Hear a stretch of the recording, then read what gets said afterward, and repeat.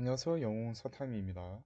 아마 이 영상이 올라갈 때쯤이면 대부분 중학교 3학년 학생분들이 2학기 기말고사도 마무리가 된 상황이실 텐데요. 지금 기준으로 중학교 3학년 학생분들이 2028학년도 수능을 치르게 됩니다. 근데 2028학년도 수능이 직전에 2027학년도 수능과 비교했을 때 달라지는 점들이 많죠. 대표적인 것 중 하나가 통합사회를 수능으로 치른다는 점이 차이점인데요. 자, 그래서 이번 영상에서는 통합사회 과목이 어떻게 구성이 되어 있는지에 대해서 좀 살펴보는 시간을 가져보고자 합니다. 자, 이게 지금 현행 2015학년도 교육과정 기준으로 치러지는 수능에서는 사회 탐구 과목이 이렇게 9가지가 있습니다. 이 9가지에 플러스해서 지금은 이제 과거하고 좀 바뀌어서 문과 학생이라고 하더라도 과학탐구 과목을 선택해서 수능에서 치를 수가 있고요. 반대로 이과 학생이 사회탐구 과목을 선택해서 수능에 치르는 경우들도 있습니다. 사실 이 경우가 좀 더 많은 편이고요. 자, 그래서 이 과학탐구 과목까지 합쳐서 17개의 과목 중에서 지금 수능에서는 2개를 학생들이 선택해서 치르게 되는데 이게 2028학년도 대입시험부터는 바뀐다는 거죠. 문이과 구분 없이 모든 학생들이 통합사회를 공통 과목으로 치르게 됩니다. 자, 그럼 이 통합사회라는 과목이 어떻게 구성이 되어 있느냐? 단원부터 간단하게 보면요. 자, 여기서 구통합사회라고 한다면 이 영상에선 제가 2015 교육과정 기준으로의 통합사회를 제가 구통합사회라고 부르고 2022 개정교육과정 기반으로 한 통합사회를 제가 신통합사회라고 여기서 부르겠습니다. 자, 구통합사회와 신통합사회의 단원을 정리해둔 걸 쭉 보니까 구통합사회는 단원이 9개, 신통합사회는 단원이 10개니까 이게 수능에서 치르기 위해서 양을 좀 더 늘렸구나 라고 보실 수도 있는데 물론 양이 조금 는 건 있기는 합니다. 근데 뭐 전체 양을 기준으로 보면은 한 20% 정도 좀 더 늘어난 느낌이 있긴 한데 범위 자체가 늘어났다라기보다는 기존에 서술되어 있던 내용을 좀 더 깊이 들어간다는 경우들이 많은 편이고요. 그러면 왜 여기서 9개 단원에서 10개 단원으로 바뀌었냐? 기존에 지금 신통합사회에 있는 통합적 관점이라는 1단원과 인간사회 환경과 행복이라는 2단원이 기존 구통합사회라서는 1단원에서 다 배우는 내용이었습니다. 이 내용이 2개 단원으로 나누어진 건데 뭐 내용이 늘어난 건 없습니다. 여기서는 뭐 그렇게 어려운 내용들도 아니고요. 그래서 그냥 이 1단원이 2개 단원으로 늘어나면서 단원이 10개가 되었구나 라고 보시면 되고 전반적인 설술은 이전보다는 조금 더 깊어진 느낌이 있구나 라고 보시면 될 것 같습니다.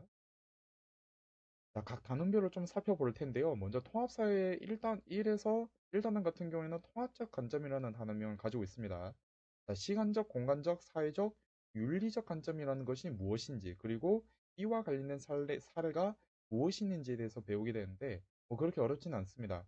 통합적 관점이라고 한다면 위에서 서술되어 있는 시간적, 공간적, 사회적, 윤리적 관점을 모두 합쳐둔 이 통합적 관점이라는 것이 무엇을 의미하고 왜 필요하는지에 대해서 배우는 단원인데 마찬가지로 어렵진 않습니다. 전체 통합사회의 내용 중에선 제일 쉬운 단원이고요. 고등학교 사회교과를 배우는 데 있어서 필요한 기본적인 관점을 배우는 단원이다 라고 보시면 될 것 같습니다. 자, 그 다음에 2단원을 보시게 되면요. 인간사회 환경과 행복이라는 단어명을 가지고 있는데 여기서는 행복의 시간별, 공간별로 어떻게 의미가 변화했는지 그리고 행복에 대해서 사상가들은 어떻게 생각했는지를 중점적으로 좀 배우게 됩니다. 특히 여기서는 행복에 관한 사상가들의 입장이 어렵습니다. 아마 중간고사에서는 이 문제를 많은 학생들이 변별이 될 텐데요. 예를 들어서 뭐 행복이라는 이 개념에 대해서 아리스토텔레스는 어떻게 생각했는지, 뭐 스토아 학파, 뭐 에피쿠로스 학파 이런 철학 학파들이 어떻게 생각했는지에 대해서 배우는데 좀 학생들 어려워합니다. 어려운 내용이고요. 전반적인 내용 자체는 중학교 도덕에서 자신과의 관계에서 나왔던 관계 단원에서 나왔던 행복이라는 개념에 대한 사상가들의 입장, 그 내용과 좀 유사한 편이다 라고 보시면 됩니다. 물론 이제 서술이 좀 더 깊어진 거죠. 자, 그런데 일부 학생들, 제가 빨간색 그 박스로 칠해둔 건 뭘 말하고 있냐면요. 모든 학교가 다 그런 건 아닌데, 일부 좀 내신이 치열한 학교 같은 경우에는 통합사회 교과서의 개념만으로는 학생들 변별이 잘 안 됩니다. 왜냐면 통합사회라는 이 과목이 고등학교에서 배우는 모든 사회탐구 과목의 내용을 어느 정도 다 합치고 요약을 해둔 느낌이기 때문에 서술의 깊이도 얇은 편이고요. 그리고 개념의 양도 적은 편입니다. 그러다 보니까 내신이 좀 치열한 학교에서는 학생들을 변별하기 위해서 고등학교 2학년, 3학년들이 공부하는 선택 과목의 내용 중 일부를 좀 가져오는 경우들이 있습니다. 그걸 뭐 무턱대고 가져오는 건 아니고요. 이 통합사회 개념과 관련이 있는 내용들을 가져오면서 그걸 보통 뭐 프린트물이라든지 필기, 기타 자료로 설명은 해줍니다. 근데 이제 그와 관련돼서 좀 이해가 어렵다든지 아니면 문제를 풀어보기가 좀 어려운 그런 경우가 있을 수 있지 않습니까? 예, 그래서 이걸 위해서 만약에 심화학습이 필요할 것 같다라고 한다면 이 단원 같은 경우에는 윤리학 사상, 수능 특강 윤리학 사상이라는 이 교재가 EBS에 들어가면은 볼 수가 있습니다. PDF와 비슷한 프로그램을 통해서 볼 수가 있는데 그 책의 7단원과 8단원 내용이 여기에 좀 더 추가적인 서술을 하고 있다. 자세하게 설명이 되어 있다. 라고 보시면 될 것 같습니다. 그래서 이 단원을 공부하는데 조금 어렵다. 아니면 심화적인 내용에 대해서 공부를 해보고 싶다. 라고 한다면 윤리와 사상의 수능 특강 7단원과 8단원을 참고해 주시면 좋다. 뭐 이는 필수까지는 아니고요. 내신에 치열한다든지 좀 좋은 내신 등급을 받고 싶다든지 또는 심화학습을 원한다든지 이럴 경우에는 보시면 좋습니다. 자, 그 다음에 3단원 같은 경우에는 기후와 지형, 그리고 인간과 자연의 관계를 바라보는 관점에 대해서 배우게 되는데요. 자, 이 기후와 지형은 기본적으로 중학교 사회의 우리와 다른 기후, 다른 생활 단원, 자연으로 떠나는 여행, 이 단원의 내용을 기반으로 서술이 되어 있는 단원이다라고 보시면 되고요. 자, 그 다음에 인간과 자연의 관계를 바라보는 관점은 아마 많은 학생분들이 배우셨을 겁니다. 중학교 도덕에서 자연과의 관계에 나오는 단원, 자연을 바라보는 관점 보시면 인간 중심주의, 생태 중심주의 나오죠. 그거 똑같이 나옵니다. 근데 서술이 좀 더 깊어지는 거죠. 이 부분에 대해서 좀 배운다 라고 보시면 되는데, 자, 이것도 만약에 심화적인 학습을 원하신다면 기후와 지형 같은 경우에는 세계지리 수능 특강 2, 3, 4단원 그리고 5단원 내용 참고해 주시면 좋고요. 생활과윤리 11단원을 보시면 이 자연을 바라보는 관점에 대해서 조금 더 깊이 서술이 되어 있습니다. 관련된 문제도 실려 있고요. 물론 이 관련된 문제들이 이 교재 자체가 수능을 목적으로 만든 교재이다 보니까 뒷부분에 있는 문제들은 좀 어렵습니다. 뭐 그 문제를 풀어보는 게 도움은 되긴 하겠지만 뭐 그 문제까지 풀어보는 건 전 개인적으로는 추천드리진 않고요. 기본적인 문제들 위주로 좀 풀어보신다면 뭐 내신 대비하시는데, 추가적인 학습하시는 데는 도움이 될 것이다 라고 생각을 합니다. 그리고 이게 EBS 들어가시면 보실 수가 있습니다. 그러니까 따로 책을 구입하지는 않는 걸 추천드리는데, 뭐 일단은 뭐 책이 워낙에 많기도 하고요. 이걸 다 살 수도 없을 뿐더러 어차피 이 책을 사봤자 통합사회 수업이 끝나고 나면 필요 없습니다. 그러니까 뭐 책을 구입하신 것보다는 EBS에 들어가시면 그 책들을 내용들을 보실 수가 있으니까 그 방법을 통해서 좀 학습하시는 걸 저는 추천을 드리고요. 자, 그 다음에 4단원 같은 경우에는 문화와 다양성이라는 단어명을 가지고 있는데, 세계의 다양한 문화권과 문화 병동의 양상, 그리고 다문화 사회, 문화 상대주의 이런 개념들을 배우게 되는데, 기본적인 내용들을 보게 되면 중학교 사회의 다양한 세계, 다양한 문화 단원이라든지 문화의 이해 단원의 내용과 연관이 되어 있다. 그리고 중학교 도덕에 나와 있는 사회 공동체와의 관계 단원에서 배웠던 다양한 문화와의 공존 내용과 연결되어 있다. 그런 단원이다라고 보시면 될 것 같습니다. 네, 마찬가지로 심화학습을 원하신다면 세계지리 수능 독학 6단원, 타이문화 8단원, 10단원 참고하시면 좋을 것 같고요. 자, 그 다음에 5단원 같은 경우에는 생활 공간과 사회를 배우게 되는데, 기본적으로는 도시에 대해서 배웁니다. 자, 근데 이 도시가 산업화, 도시화를 거치면서 어떻게 변화했는지, 교통통신 및 과학기술의 발달, 즉 정보화 사회로 접어들면서 이 도시 공간이 어떻게 변화하고 있는지에 대해서 배우는 단원이다라고 보시면 되는데, 중학교 사회 기준으로는 사람이 만든 삶터 도시 단원의 내용과 연관이 되어 있고요. 심화학습을 원하신다면 한국지리 수능 특강 9단원에 아주 짤막하게 내용이 몇 개 실려 있는 게 있습니다. 그, 그러니까 제가 뭐 어떤 단원을 참고하라고 할 때 그 단원 내용을 다 보실 필요는 없고요. 통합사에 실려 있는 내용, 그리고 학교에서 수업한 내용에 기반해서 그 개념에 맞추어서 어, 뭐 수능 특강에 실려 있는 내용들을 몇 개 개념 정도만 찾아보시는 게 좋다. 모든 내용들까지 다 보실 필요까지는 없고요. 시험 범위에 들어가시는 내용만 보시면 된다는 겁니다. 자, 그 다음에 통합사 2단원으로 넘어가면 1단원에서 인권보장과 헌법이라는 내용이 나오게 되는데요. 근대 시민혁명을 통해서 인권이라는 개념이 어떻게 변했는지, 그리고 현대사회로 들어오면서 주거, 안전, 환경, 문화 이런 범위로 어떻게 인권이 확장되고 있는지 그리고 헌법의 역할과 사회적 소수자 차별 같은 내용에 대해서 배우게 되는데요. 기본적인 내용들은 중학교 사회에서 배웠던 인권과 헌법, 도덕에서 배웠던 사회 공동체와의 관계 단원에서 나왔던 사회적 약자, 시민의 역할 내용과 연결되어 있다라고 보시면 되고 심화학습을 원하신다면 정치화법 수능 특강 3단원과 14단원, 생활과 윤리의 8단원 보시면 좋습니다. 자, 그 다음에 2단원에서는 사회정의와 불평등 내용을 배우게 되는데요. 자, 여기서는 정의의 기준이 무엇이 있는지, 여기서 말하는 정의라고 한다면 저스티스, 저스티스의 실질적인 기준이 뭐가 있는지, 그리고 개인적인 저스티스, 그리고 공동체적 저스티스로는 어떤 특징이 있는지에 대해서 배우게 되는데 이 단어는 좀 내용이 어려운 편입니다. 자, 기본적인 내용은 중학교 도덕의 사회 공동체와의 관계 단원에서 나왔던 정의로운 국가, 정의로운 사회 내용과 연결이 되어 있고요. 심화학습을 원하신다면 생활과 윤리 수능 특강 7단원 여기서 개인적 정의관과 공동체적 정의관이라든지 정의의 실질적 기준에 대해서 좀 더 설명이 나와 있습니다. 자, 그 다음에 사회문화 13단과 14단원을 보시면 사회적 소수자 차별 이거는 1단원 내용하고도 연결이 되고요. 그 다음에 복지제도와 관련된 내용이 좀 더 서술이 되어 있다. 그 부분 참고하시면 좋다라고 보시면 될 것 같고요. 자, 그 다음에 3단원을 보시게 되면 시장 경제와 지속 가능 발전에 대해서 배우게 되는데 경제 단원입니다. 통합사회 전체 10개 단원 중에서 제일 어려운 단원입니다. 그리고 유일하게 경제를 다루는 단원이다 보니까 전반적인 서술의 양도 많은 편입니다. 그래서 학생들이 좀 어려워하는 단원인데 자본주의의 특징, 그리고 합리적 선택이라는 것은 무엇인지, 금융자산의 특징은 무엇이 있는지, 국제분업은 어떻게 이루어지는지에 대해서 배우게 되는데 특히 국제분업이 매우 어렵습니다. 절대우위와 비교우위라는 걸 배우게 되는데요. 내신이 치열한 학교에서는 이거 계산하는 문제 나옵니다. 이거 학생들이 진짜 어려워합니다. 제일 어려운 문제고요. 그 다음에 기본적인 내용 자체는 중학교 사회의 경제생활과 선택, 시장 경제와 가격, 국민 경제와 국제 거래 단원에서 내용이 연관이 되는데 좀 더 심화적으로 들어간다는 거죠.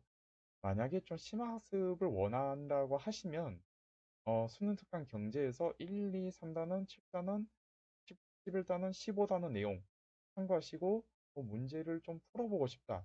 그럼 너무 어려운 문제까지는 마시고요. 기본적인 문제들 몇 가지 좀 풀어보시면 좋다라고 보시면 될 것 같습니다. 자, 그 다음에 4단원은 이제 세계화와 평화 이 단어에서 배우게 되는데요. 세계화의 양상이 어떻게 나타나고 있는지, 그리고 국제사회의 갈등과 협력, 평화와 관련된 이론, 이런 것들을 배우게 됩니다. 기본적인 내용은 국제사회와 국제정치, 도덕에서 배웠던 사회 공동체와 공동체와의 관계 단원에서 나왔던 북한과의 통일 내용이 조금 나옵니다. 만약에 심화학습을 원하신다면 세계지리 수능 특강 8단원 여기서 세계 도시와 관련된 내용이 나오게 되고요. 16단원 평화와 관련된 내용이 나옵니다. 그리고 율리아 사상 15단원에서는 갈퉁이라는 학자에 대해서만 보시면 되는데요. 이 통합사회가 갈퉁이라는 학자가 내놓았던 평화 이론에 대해서 짤막하게 설명합니다. 근데 그 서술이 깊지가 않아요. 문제로 만들기에는 좀 깊은 편은 아닙니다. 그러다 보니까 율리아 사상에 나와 있는 갈퉁, 15don에 나와 있는 갈퉁의 사상을 보신다면 전반적인 사상 체계가 이렇게 구성이 되어 있구나라는 걸 좀 더 심화적으로 공부하실 수가 있다라고 보시면 되고요. 다른 내용은 뭐 보실 필요 없다는 거죠.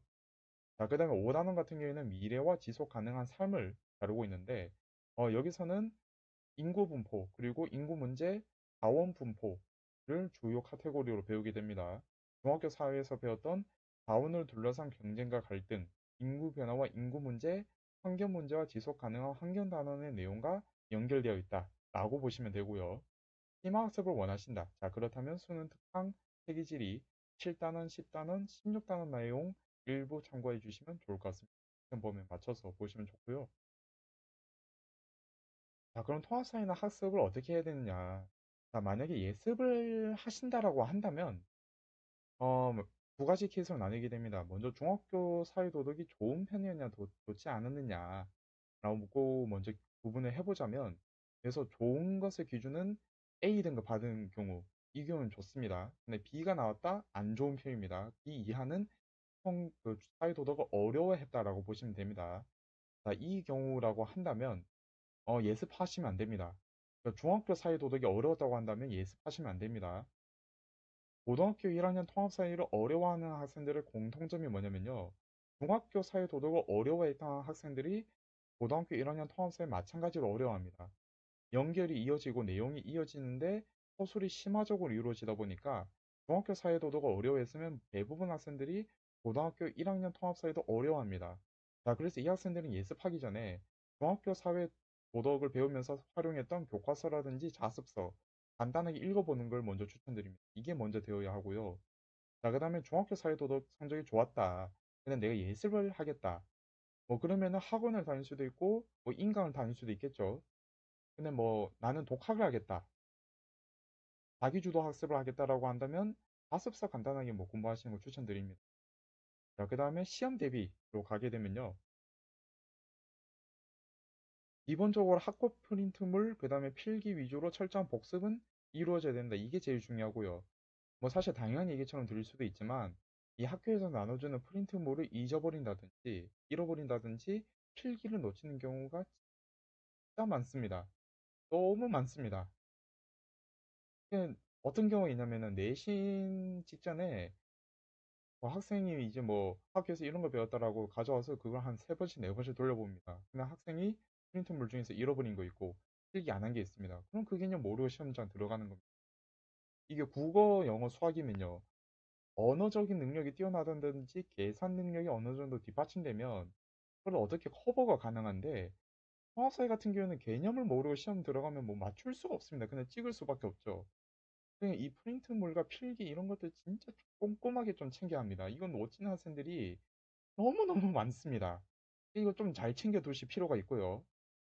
그리고 이 통합사회가 2학년, 3학년 때 이제 고등학교 학생분들이 2학년, 3학년 때 진로 선택 과목, 1번 선택 과목 선택해서 수업을 들으면 이제 그게 좀 어렵다는 게 느껴지실 겁니다. 그럴 때는 이제 통합사회가 선녀였구나, 쉬운 과목이었구나, 개념이 진짜 아무것도 없었구나라고 느끼실 텐데 그래도 고등학교 1학년 때 이 통합사회를 들으시면 양이 좀 많다는 느낌이 들 겁니다. 중학교 때 배웠던 사회 도덕 과목에 비해서 양이 많고 내용이 어렵구나라는 걸 느끼실 거기 때문에 복습을 좀 철저히 하시는 걸 추천을 드리고요. 만약에 내신이 어려운 학교다, 경쟁이 좀 치열하다, 그리고 내가 통합사회를 좀 높은 등급을 받길 원한다 라고 한다면 제가 앞서 드렸던 말씀드렸던 빨간색 박스를 참고하시면서 EBS 교재에 나와 있는 내용들을 보시는 게 좋다. 제가 뭐 여러 번 말씀드렸지만 교재를 구입하시는 것보다는 EBS I에 들어가시면 수능 특강 교재를 무료로 보실 수가 있습니다. 예, 그리고 집에 프린트기가 있다면 프린트도 가능하거든요. 그걸 통해서 좀 내가 배우는 내용과 관련되어 있는 내용들 위주로만 통합사회에 안 실려 있는 내용이라고 한다면 그러니까 안 실려 있는 개념이라고 한다면 뭐 수능 특강에서 보실 필요는 없고 실려 있는 개념이라고 하면 그 수능 특강에 그 서술되어 있는 심화적인 내용들 뭐 보시면 좋기 때문에 그 부분만 좀 추려서 보시는 걸 좀 추천드리고 문제도 간단한 문제 몇 가지 문제 풀어보시면 뭐 도움은 됩니다. 내신이 좀 치열한 학교라면 도움은 확실하게 되고요. 이 부분들만 좀 전반적으로 잘 챙겨 두시면은 통화사에서 난항을 겪는 일은 적을 것이다 라고 전 개인적으로 생각을 합니다. 사실 통합사회와 관련돼서 몇 가지 좀 더 드릴 말씀이 있습니다. 얼마 전에 예시문항도 공개가 되었고요. 근데 이 영상에서는 그 부분은 이제 제가 다른 영상에 서 다루고 이 영상에서는 지금까지 해서 통합사회라는 과목이 어떻게 구성이 되었는지까지 해서 마무리하도록 하겠습니다. 지금까지 영상 시청해 주셔서 감사드리고요. 이상 용사탐이었습니다. 감사합니다.